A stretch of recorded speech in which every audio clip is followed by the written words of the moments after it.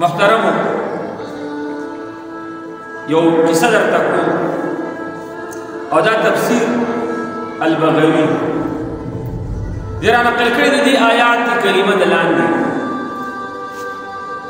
چې وإذ قال موسى لقومه إن الله يأمركم أن تذبحوا بقرة چې کله موسی علیه السلام بني اسرائیل ته حکم وکړ بني اسرائیل راغله اے د الله نبی د الله رسول موسی علیه السلام زمونږه یو مرګری چا وجلې دی موږ څوک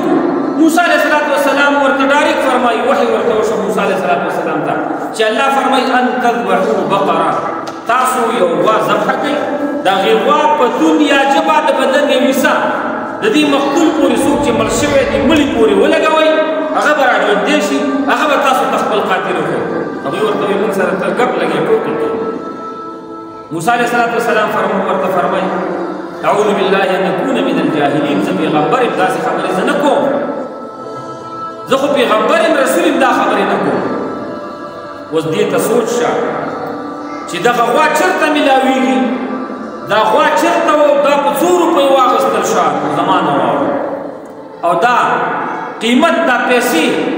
دا د دې غوا ولې دومره سیوا کېږي دا د یو مور د برکته چې یو ماشوم دی او د خپلې مور عزت کوي د مور خبره نه ورځي الله پاک د دې ماشوم دا غوا دا د سرو زرو سره په تول کې وتلي او الله پاک د ماشوم ته د عمره پیسې ورکوي ورنه عامه واله کیسه داسې بني اسرائیلو کې یو بزرګو یو نیک سړی او د ده یو ورکوټی بچی او ماشوم بچی د کال دوه کال دا بزرګ پوه شو چې یاره زه وفات کېږم نو صحرا ته لاړ چې سارا بیابان ځنګل ته لاړ ده سره یو سخی وه ښځه سخی ده مزېدار دا یې بوتله ځنګل ته و هلته یې اواز وکړ یا الله جل شانه اے د اسحاق د ابراهیم علیه السلام د اسماعیل علیه السلام او د اسحاق علیه السلام رب او زما ربه دغه سخی دغه تا ته حواله کوم دا به واپس زما بچي ته ورکې کله چې هغه بلوغ ته ورسېد او پټ شو الله بس تا ته مې امانت مې ځنګل کې پرېښود زما بچي ته به دا ورکې راغی ښځې ته یې وویل چې ښځې اسخی خو مې په ځنګل کې الله جل شانه تر خپل دې بچي دپاره حواله کړه الله به یې حفاظت کوي زما په خپل الله باندې توکل او عقیده ده مضبوط توکل والا دی بزرګ دی نیک انسان دی بس الله دې قبوله کړله بزرګ وفات شو دا ماشوم چې کله راغټ شو اوس دا د مور انتهایی خبره منونکی دی او د مور سره به انتهایی درجه مینه کول او د مور به ډېر خدمت کول دا ماشوم چې کله راغټ شو او مونږ کې فرض شو نو دا به څه کول دا شپه چې ده دا به یې 3 حصې کړله اوله شپه کې به دا اوده شو په اوله حصه کې به د شپې دا اوده شو په دویمه حصه کې به د الله جل شانه عبادت وکړو په درېیمه حصه کې به دا د مور سر ته ولاړو د مور خپو ته به ولاړو د مور کټ ته به ولاړو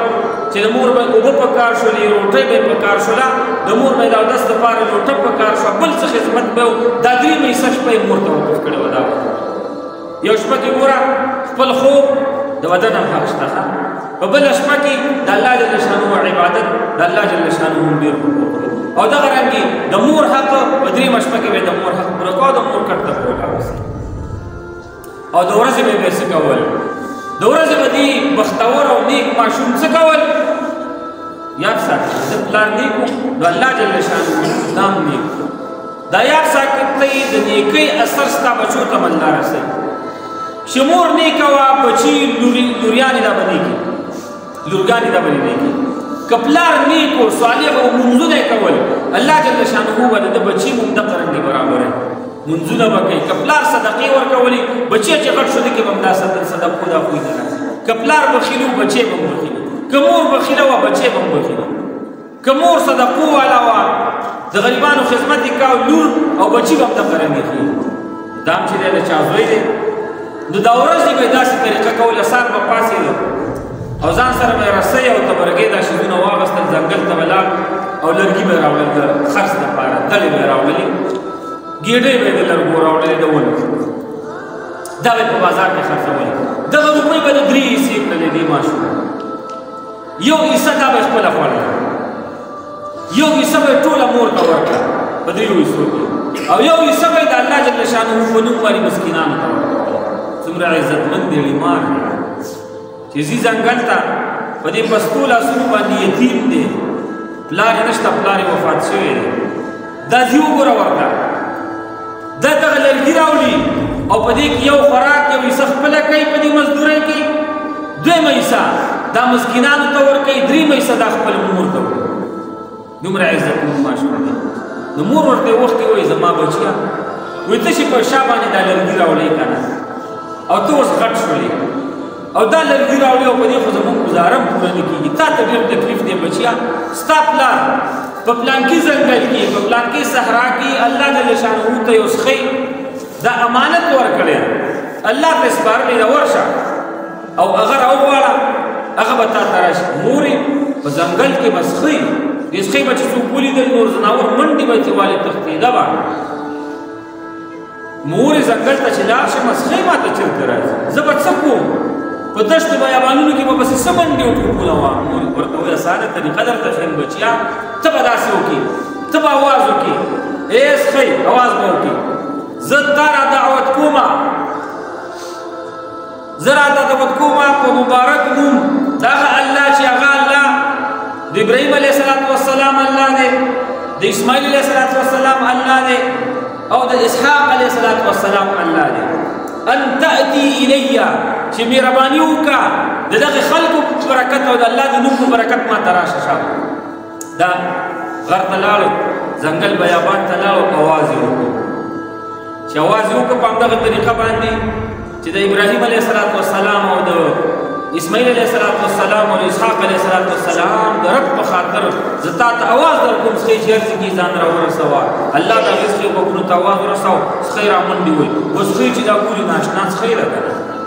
خلکو به ورته څه ویل وخت سره مذهبه، یعنې د سرو زرو یوه ټوکړه تکه زیړه به لکه د سرو زرو ټوکړه. ځکه الله جل شانه قرآن عظیم الشان کې فرمایي فاقع لونها تسر الناظرین، چې تاسو نه سمیږئ او خامخا دغه صفتونو والا غوا او څښی غواړئ، نو د دې داسې صفا تک زیړ رنګ دی تسر الناظرین چې خلک ورته وګوري نو هسې خوشحالېږي. د زیړ رنګ لباس دا یو نیکفالي پکې شته، دین کې بدفالي نشته. که یو سړی ووایي چې زه تورې کپړې واچوم زما کور پورې سپیري دي، که سرې کپړې زړې کپړې واچوم موږ پورې سپیري دي، که موږ دا پلانکې سبزي راوړو غوښه راوړو موږ پورې سپیره ده، که موږ کور ته ګډوې اوښ راولو پلانکې شي کوترې چرګان دا موږ پورې سپیري دي. دین کې بدفالي نشته، البته نیکفالي شته. لکه څنګه که ته ووایې چې دا ښځه ما وکړله یاره زه ورسره بختور شوم، دا در سره شریعت مني. که ته ووایې چې زما دا لور شوله دا بختوره ده، دا در سره شریعت مني. که تا وویل چې زما دا زوی وشو دا بختور دی، دا در سره شریعت مني. که تا وویل دا غوا مې چې واخېسته دا بختوره دی، دا شریعت مني. خو شریعت سپېرتوب نه مني، په زوره به ځان نه سپېره کړي.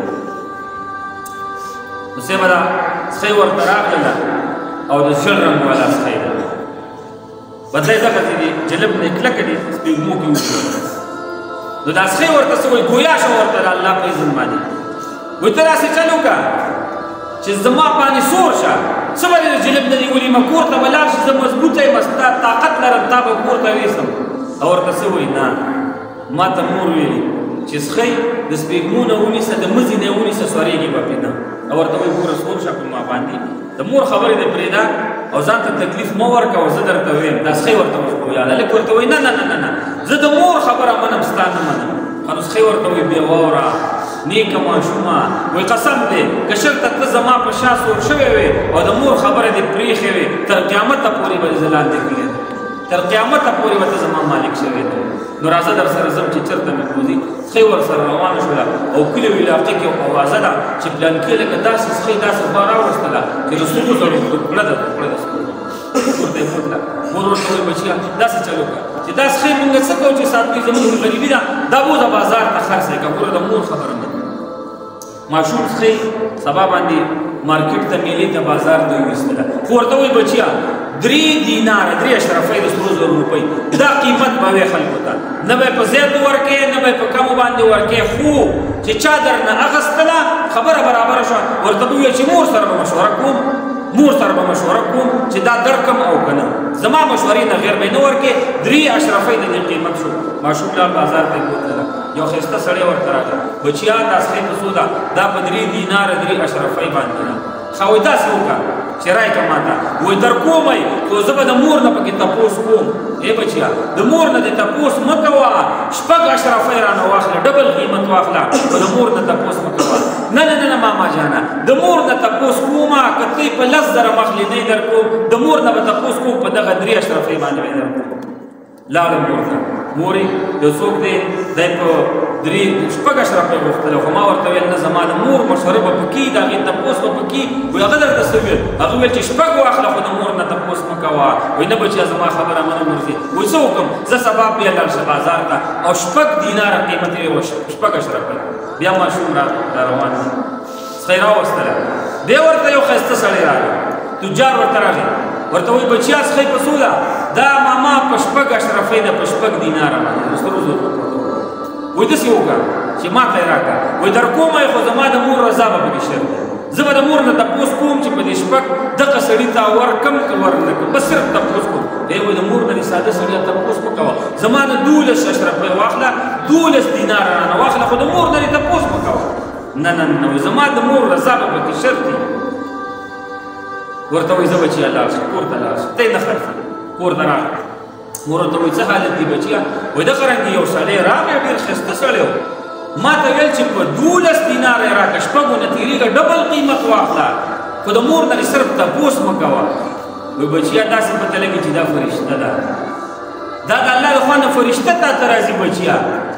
او پام کوه ګورې چې ښه دی چې دوکه نه شولې که نه کار در نه ورانېده بس د مور خبره دې منلې دا ورته دې ویلې چې زما خبره دې نه غورځولې دا درته فرشته الله پاک رالېږي تا معلوموي چې د مور خبره دا کوم ځای پورې مني آیا مال ورته ګران دی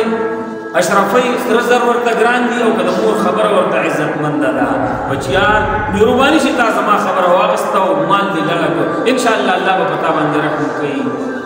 وایي شابه سبا به بازار ته لاړ شه او دغه سړی به درته خامخا راځي دا فرشته ده چې څنګه راغی کلک به یې د لاس نه ونیسي ورته به ویې چې ماما ګورې خوځېږي به نه شابه ماته زما مور وایي چې موږ ته مشوره راکړه چې موږ په دې غوا په دې سخۍ څه وکړو بس چې هغه درته څه وویل هغه خبره زموږ خبره ده ځکه الله د خوا نه به راځي ماشوم لاړو بازار سخۍ ورسره ده روان دی چې ورسېد بیا سړی راغی ورته وایي بچیا په څوک ده وایي ماما څو پرېږده کلک یې د لاس نه ونیو وایي موږ ته پته راشي ته فرشته یې او زما مور وایي او زه وایم چې په دې سخۍ موږ څه وکړو څه کې موږ ته خیر دی وایي ښه نو داسې چل دی بچیا دا 2 ځلې ما په تا باندې امتحان وکړو د الله د خوا نه خو تا د مور خبره واخېسته او پیسې او سره زر او سپین زر دا دې وغورځول نو بچیا اوس مشوره واوره موسی علیه السلام په قوم کې به قتل کېږي د هغه قوم به د موسی علیه السلام نه دا غواړي چې څه چل وکړو به ورته وایي چې غوا ذبحه کوي هغو به د غوا صفتونه په نومو سختوي موسی علیه السلام ورته خبره کوي خبره به ستا دغې سخۍ او دغې غوا ته راځي الله به خبره ستا دې سخۍ دې غوا ته رارسوي نو داسې وکړه چې د دې په دې څرمنه کې څومره سره زر راځي په دغه روپو باندې به د الله پاک خرڅوي خدا در سره وساته نو د مور د خدمت او د هغې د خبرې منلو برکت و چې دغه غوا موسی علیه السلام قوم ته حکم کوي فاقع لونها تسر الناظرین تکه زیړه غوا ده او تک زیړ رنګ دی بل رنګ پکې مکس نه دی داسې زیړه ده چې خلک ورته وګوري یاره خلک خوشحاله موسی علیه السلام قومو د سرو زرو سره دغه غوا وتلله او دې ماشوم ته یې روپۍ ورکړلې او غوا یې ترې دا څه شی دا د مور د خبرو منلو برکت و چې الله جل شانه دې ماشوم ته دومره مالداري دومره سپین دومره سره زر دا ورته برابر ورنه عامه غوا ده خو الله جل شانه ته دا منظوره وه چې دا ماشوم دا د مور خبره مني الله ورته پکې دومره برکت ورکړي محترمو د مور خبره دا به لازما مني